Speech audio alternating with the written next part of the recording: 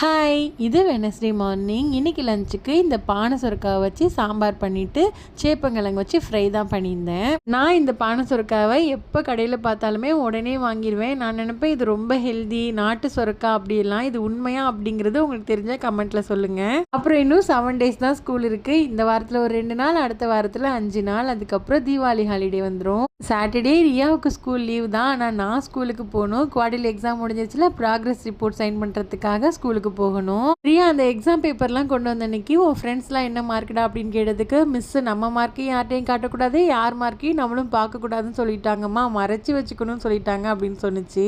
இது ஒரு நல்ல விஷயமா இருக்குல்ல. குட்டி ஸ்கூல்லையே அந்த கம்பேரிசன் இருக்காது. ஆனால் நமக்கெல்லாம் அப்படி இல்லை. ரேங்க் கார்டு கொடுத்து மானத்தை வாங்கிடுவாங்க. அதுவும் சில சப்ஜெக்டில் ஃபெயில் ஆகிட்டா ரேங்கே கிடையாது. எங்கள் தாத்தாலாம் பேரண்ட்ஸ் டீச்சர் மீட்டிங்க்கு வந்தாங்கன்னா நல்லா அடிங்க அப்படின்னு சொல்லி விட்டுட்டு வருவார். இதுக்கு நீங்கள் வராமலே இருக்கலாமே அப்படிங்கிற மாதிரி தோணும்.